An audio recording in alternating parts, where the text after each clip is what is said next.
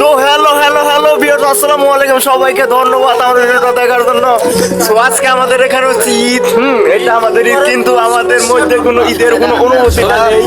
আরে কি বলবো, আমাদের আজকে ঈদ। আমরা এই দেখেন আজকে সকাল 6টা বাজে, এখন আমরা মানে ডিউটি থেকে আসলাম। এখন মানে কি করবো, মানে আজকে ঈদ নামাজ এখানে হয়েছে 7টা, কিন্তু আমরা এখন বাজে 6টা। বাসায় যাইতে যাইতে আমাদের 7টা বেজে যাবো, কিন্তু আমরা ঈদের নামাজ পড়তে পারবো না। দুঃখের বিষয়, এটা হলো আমাদের প্রবাদ জীবন। মানে প্রবাদ জীবনটা যে কত কষ্টের। মানে আজকে ঈদের দিন আমরা ঠিক আছে মানে নামাজটা পর্যন্ত পড়তে পারতেছি না। কি কারণে? মানে ডিউটির কারণে। যদি আমাদের ডিউটি মানে আমাদের কোনো বন্ধ নাই, আমাদের আলাদা ডিউটি করা লাগে, ঠিক আছে। দেখেন ভাই, আমরা সবাই আছি, সবাই মানে কি বলবো, কোনো ঈদের কোনো ফিলিংস নাই, ঠিক আছে। তারপর আমরা একটা ভিডিও বানাইতেছি, ভিডিওর মধ্যে একটু আপনি কিছু বলেন ভাই। আজকে ঈদের নতিটা আপনি কি রকম?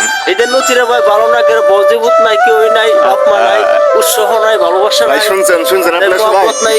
মেহেদী ভাই, আপনি কিছু বলেন, আমাদের দর্শক কিছু বলেন।